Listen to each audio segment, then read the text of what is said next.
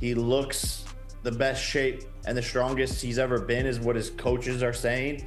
And so I know on November 15th, it's going to be a war, but I just plan on outboxing him and showing the world what I'm capable of and coming alive in the moment and knocking out one of the best to ever do it. In the latest twist surrounding the highly anticipated fight between Mike Tyson and Jake Paul, leaked footage showing Tyson sparring with Floyd Mayweather has reportedly left Jake Paul terrified, according to inside sources. Tyson's intense training session with Mayweather, a master of defense and ring IQ, may represent a new level of preparation that Jake Paul hadn't anticipated. For Paul, who has been confidently building his boxing career, the idea of facing a Tyson influenced by Mayweather's expertise could be a daunting prospect. Let's see it.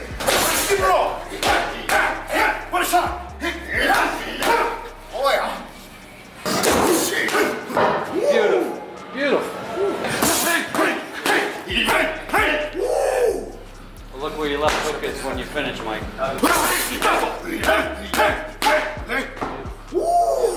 The footage shows Tyson sharpening his skills under Mayweather's watchful eye, showcasing a combination of brutal power and newly polished defensive skills. Mayweather's influence is apparent as Tyson moves more strategically, utilizing his footwork to control the ring and reserving his energy for well-timed attacks. With Mayweather's guidance, Tyson is likely learning how to pace himself, an aspect of the fight that could prevent him from burning out early. For Jake Paul, known for his stamina and willingness to go the distance, this could be a problem. Facing a Tyson who is not only powerful but strategically paced could mean dealing with a relentless offensive force well into the later rounds, an intimidating thought for any fighter. Yeah, no, a lot of people are, wondering, Jake, why are you doing this? Like, even if you beat him, they're going to say, oh, he was old or whatever. But to me, Mike Tyson wanted to fight me. That is an honor. He's one of the most famous boxers in the world to ever do it. Him, Muhammad Ali.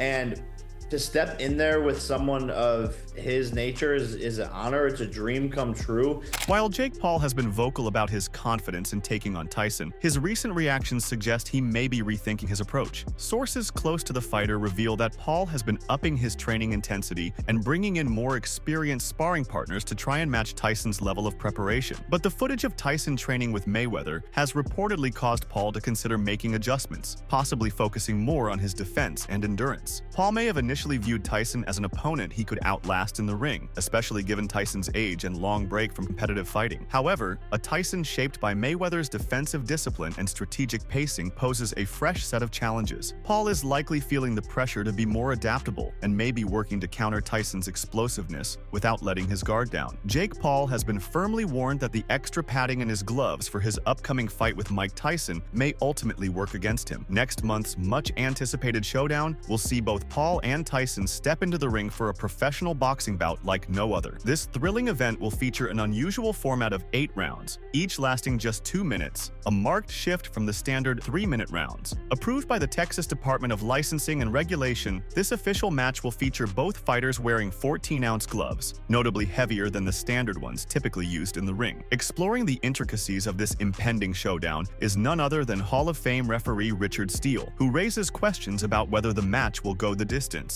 With less than 2 weeks until the fight, the esteemed former referee has challenged the problem child, claiming that the increased padding in the gloves will offer little benefit to the young American fighter. Speaking to USA Today, the octogenarian laid it bare. That's still a small glove thinking about the power of Mike Tyson. He added, with Mike Tyson, it's so dangerous even for the referee because you got to be close, but you got to be far away to be able to allow them to do their thing. You had to be always aware of what's going on because one of Mike Tyson's punches could really hurt the other guy, and maybe he don't need to take the other punch. Steele thinks Tyson still has a chance to win, despite growing worries about his health. He insisted, he's still dangerous, he has so much power, I just hope he don't end up getting hurt or hurt the other guy. As excitement builds, many fans and analysts are left debating Tyson's readiness to return to the ring. Notably, former UFC fighter Chael Sonnen has emerged as a prominent critic, calling for officials to halt the match due to worries regarding Tyson's ongoing health issues. The drama surrounding the match escalated significantly in May when Tyson encountered a major health crisis just weeks ahead of the scheduled fight. While aboard a flight, he experienced a severe flare-up of a stomach ulcer, which forced him to withdraw temporarily and reschedule the bout for a later date. Despite a 5-month delay, concerns regarding Tyson's health continue to dominate headlines. Sonnen has voiced his apprehensions about the former champion's condition, urging the Texas Department of Licensing and Regulation to intervene by revoking Tyson's license and canceling the upcoming match. In a recent Instagram update, Sonnen expressed his worries, revealing that while he wasn't entirely clear on Tyson's health status, he believed it was serious enough to necessitate the former champion being taken off the plane in a wheelchair. He criticized the TDLR, stating, "There's no statement, no response, not even a second thought from the overseeing commission to reconsider this fight." Sonnen also questioned Tyson's readiness for the fight. Was Mike training after that? Did this give him 5 more months to prepare for Jake Paul? He wondered, suggesting that the health scare might have hindered Tyson's preparation. Sonnen recalled how Tyson assured fans that he would return to full strength in a few months despite acknowledging that he had mobility issues following the event. Mike pulled out. Was it a heart attack or a stroke? Something very serious. "I can't recall exactly," Sonnen said, underlining his worry. The former UFC fighter pointed out that, at his age, Tyson is facing the inevitable deterioration of his physical abilities, while Jake Paul, in the prime of his athletic career, is consistently honing his skills with every bout. Although Sonnen didn't have all the facts, such as the involvement of his ex-UFC teammate Mike Perry stepping in for Tyson against Paul, he still questioned the former champion's performance. He said, "I don't know how Mike would have done that against Paul." As the countdown to the fight reaches the 2-month mark, it's evident that the controversy surrounding it is only intensifying. Conversations about whether Tyson should enter the ring are set to dominate social media in the lead-up to the highly anticipated event. The excitement surrounding the imminent clash between Jake Paul and Mike Tyson reached new heights this week when Paul was caught lifting what appeared to be fake weights while wearing a fat suit. This quirky act seems to poke fun at Tyson, who has previously referred to Paul as fat and funky. A video that has gone viral on social media showcases Paul, who boasts about benching 500 pounds, lifting bumper weights that appear far lighter than his assertions imply. The much-anticipated bout continues to gain momentum, drawing increasing attention from the media. During a recent guest spot on Jimmy Kimmel's show, Tyson was asked about his faith in overcoming Paul. The former heavyweight champion responded with unfiltered honesty, saying, "Very badly."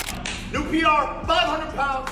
I'm the strongest heavyweight in existence. No spot. Let's go, come on, man. Let's go, champ. This is it. Come on, lightweight. Lightweight. Come on. Ooh. There you go. You got it.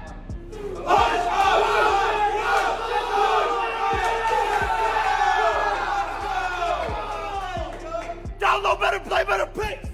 The inclusion of a fat suit in the stunt has ignited discussions about how much of the event is crafted for entertainment purposes. Despite the theatrics, this match is poised to be a major live event, with reports suggesting that Netflix might be involved in its airing. Enthusiastic fans are abuzz with curiosity, debating whether the showdown will end in a comical display or a clear defeat for Paul. Tyson, celebrated for his impressive displays in past bouts, especially his exhibition against Roy Jones Jr., remains an undeniable powerhouse in the boxing world. As excitement mounts, fans find themselves eagerly awaiting the electrifying event on the horizon. In addition, Jake Paul is honing his skills in sparring sessions without any financial investment. During a conversation with Joe LaPuma from Complex at Stadium Goods in New York, Paul revealed that he'll be stepping into the ring wearing the most expensive fight shorts in history, with his entire outfit estimated at an impressive $1 million.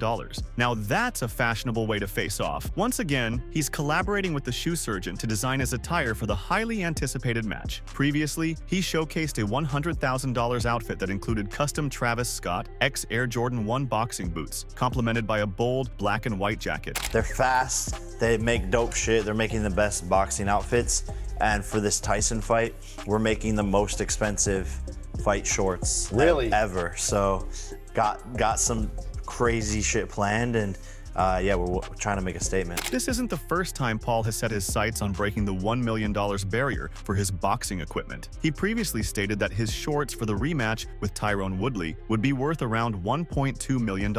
His fortunes held steady as he claimed victory over the former UFC champion, achieving a 6th-round knockout while wearing those very shorts. Paul and Tyson are set to square off on November 15th at AT&T Stadium, a highly anticipated showdown that was originally planned for July 20th. The delay was was due to an ulcer issue that Tyson developed in May. This fight will be Tyson's first official boxing match since 2005, although he last entered the ring for an exhibition against Roy Jones Jr. in November 2020. Meanwhile, Paul brings a solid professional record of 10 wins and 1 loss to the match. His most recent triumph occurred on July 20th at Amalie Arena in Tampa, Florida, where he secured a TKO victory over Mike Perry after Tyson was unable to participate that day. Mike Tyson is gearing up for a formidable showdown with Jake Paul, the YouTube star who has transitioned into the world of professional boxing. Will you be high when you fight Jake Paul? Oh, I'm gonna be so high off life, yeah. Be high on life. Will you be high on marijuana as well? That's a possibility, too. It is a possibility.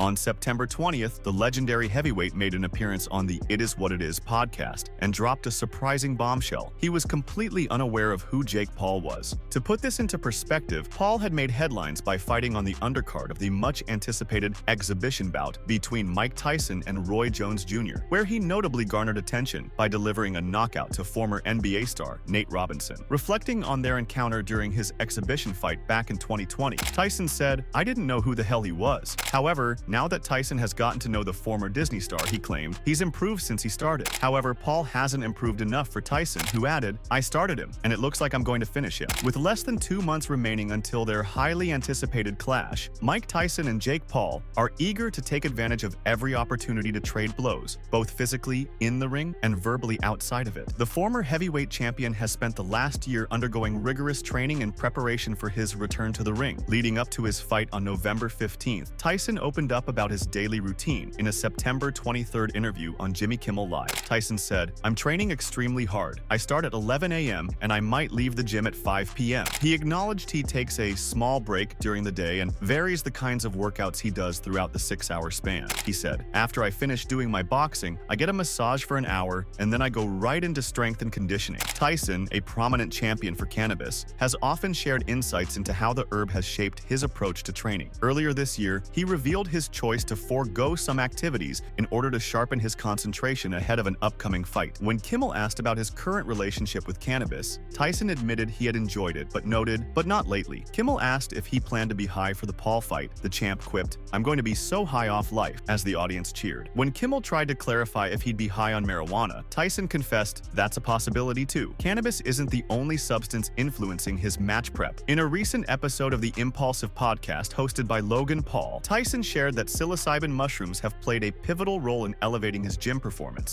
Tyson said, "I have to take them when I train. I always train with my mushrooms. I train on mushrooms because I feel beautiful. It takes me to heaven, baby." Mike Tyson has openly admitted that there's a possibility he could be under the influence when he enters the ring. Since retiring, Iron Mike has cultivated a persona centered around his love for marijuana and other substances, even founding his own cannabis ranch and launching a range of CBD products. During the interview, Kimmel showed unwavering faith in the former heavyweight champion's potential to conquer the problem child, who holds a professional record of 10-1. However, he didn't shy away from asking Tyson about his marijuana use. Curious if it factored into his training routine, Tyson replied candidly, "Not really. I have smoked, but not anytime soon." Tyson shared that he's been investing up to 6 hours a day in training for the upcoming fight. He confidently hinted to Kimmel that betting on his victory over Jake Paul might just be a very good idea. The upcoming bout has sparked substantial criticism from fans and analysts alike, mostly because Tyson hasn't stepped into the ring professionally since his 2005 knockout loss to Kevin McBride. Now, nearing 60, he's over twice the age of his opponent, Jake Paul. Despite the backlash, Tyson remains unfazed, believing he has unfinished business with Paul. In reference to Jake Paul's 2020 debut on the undercard of Tyson's exhibition bout versus Roy Jones Jr., he said that he started Jake Paul off. Tyson has therefore stated, "I've decided that I started him, and now I'm going to finish him. In this particular fight, he has to go." Jake Paul's journey has taken a remarkable turn since he first stepped into the ring on the undercard of the November 2020 Mike Tyson versus Roy Jones Jr. fight. That night, he squared off against Nate Robinson and delivered a powerful statement, clinching victory with a second-round knockout. Since that fight, Paul has built a formidable name in professional boxing, achieving an impressive 10-1 record. His victories include standout wins against high-profile MMA MMA legends like Anderson Silva, Nate Diaz, and Tyrone Woodley. The former Disney star is gearing up for a high-stakes showdown against Tyson on November 15th at AT&T Stadium in Arlington, Texas. Though some in the combat sports world are hesitant to endorse the matchup, given concerns about Tyson's age and health, the 58-year-old boxing icon is unwavering. Tyson has made it clear he's approaching the bout with serious intent, aiming to crush Paul's boxing aspirations once and for all. On a recent episode of Jimmy Kimmel Live, Tyson shared thoughts on a potential showdown with Jake Paul, noting the stark age gap between them, Tyson being 60 while Paul is just 27. He recounted how he'd initially opened the door for Paul by letting him fight on the same card as his match with Roy Jones. Now, Tyson mused, since he had kickstarted Paul's career, he felt compelled to be the one to close that chapter.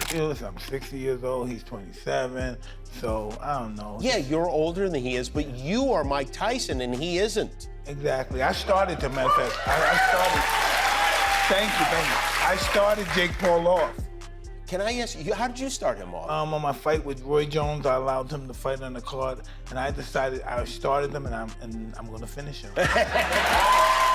Legendary boxer Mike Tyson recently shared insights into his struggles leading up to his eagerly anticipated showdown with Jake Paul. In a candid conversation on the Come and Talk to Me podcast, Tyson opened up about his long-standing battles with addiction and the impact these challenges have had on his life and career. Reflecting on how these hardships have shaped his path, he admitted, he said, "I smoked weed all my life. Listen, I was born an addict. I was born that way. I'm a junkie. So that's just how I was born. I don't know what to do. I don't get high now, but that's who I am. I switched my addiction to something else, but I'm a junkie. I was smoking not too long ago. I'm cool now, probably 2 weeks or so without smoking. I did a little mushrooms before I came here." As Tyson gradually recovers from this setback, reports now suggest he's back to training. With only 6 weeks remaining, Mike Tyson is openly discussing his comeback and the dedicated preparations he's making for this crucial challenge. During his conversation with Kimmel, Tyson reflected on the prime of his career, when his mind and body were at their absolute peak. He recounted the electrifying thrill of feeling attuned to every motion in the ring. Kimmel then jumped in, sharing his excitement about the highly anticipated showdown with Jake Paul. He said, "I don't know if you realize that every middle-aged man is rooting for you within an intensity that almost makes no sense. Like, I really want you to beat this guy." In a playful back and forth, Mike Tyson claimed he never thought of himself as middle-aged. Kimmel quickly interjected, clarifying that he was actually referring to his own age group. Tyson, however, wasn't ready to let the topic go, pointing out that age is more complex than it seems. He even brought up Julius Caesar, the historical leader responsible for the Julian calendar that set the standard for our 365-day year. Tyson argued that pinpointing someone's age was quite a formidable challenge before the Julian calendar was adopted. Consequently, despite being the elder, he discovered a surprising sense of optimism regarding his situation. Nevertheless, Jimmy Kimmel persisted, "You feel like you're fighting for something other than just Mike Tyson. You're feeling like you're fighting for guys your age in a way people your age?" The youngest heavyweight champion in history shot back, "I've never thought that before in my life." In a subsequent part of the interview, Mike Tyson candidly discussed his preparations for fights. He mentioned that Jake Paul had fought on the undercard of his match with Roy Jones Jr., catching Kimmel off guard when he asked about Tyson's training regimen. The iconic boxer revealed that he follows a rigorous training regimen, beginning his workouts at 11 in the morning. While Kimmel struggled to grasp the extent of the time commitment, Tyson elaborated that he trains all the way until 5 p.m. Mike Tyson encounters an ambitious opponent, eager to claim victory in a flash, setting the stage for an intense showdown right from the start. This situation could inspire the former heavyweight champion to channel the raw power of his early days, when he frequently dispatched rivals long before the fight reached its midpoint. Although concerns regarding his health remain, fans are buzzing with excitement, yearning to see the boxing icon deliver yet another stunning knockout. 4 years ago, Mike Tyson offered Jake Paul a place on his undercard, completely unaware of who he was. Despite not recognizing the social media sensation at the time, Tyson now claims to have played a pivotal role in kickstarting Paul's career. "I don't know, I'm close to 60 years old and he thinks he's going to get a lot of money as well," he said on It Is What It Is. When asked why Paul was fighting him, he added, "He's improved since he started. I started Jake off, I let him fight on my undercard a few years ago. I didn't know who the hell he was. I started him, and it looks like I'm going to finish him." Although the regulations will largely reflect those from Tyson's earlier encounter with Jones Jr., the legitimacy of this matchup has been questioned, primarily because of the stark 30-year age gap between the two fighters. Regardless, Regardless, the results will officially contribute to their respective fight records. In a notable contrast, Paul has consistently engaged with the boxing world since his entry in 2020. He initially captured attention by triumphing over fellow YouTuber and Essen Gibb in Miami, paving the way for his ongoing pursuit in the sport. His only defeat came at the hands of Tommy Fury last year, but he has since rebounded spectacularly with 4 straight wins. Notably, one of these victories was against Mike Perry, a bare-knuckle fighter and former UFC star who stepped in for Tyson last July. Perry was stopped in the 6th round, unable to overcome the considerable size difference against the more seasoned Paul. Afterward, Paul addressed Tyson, saying,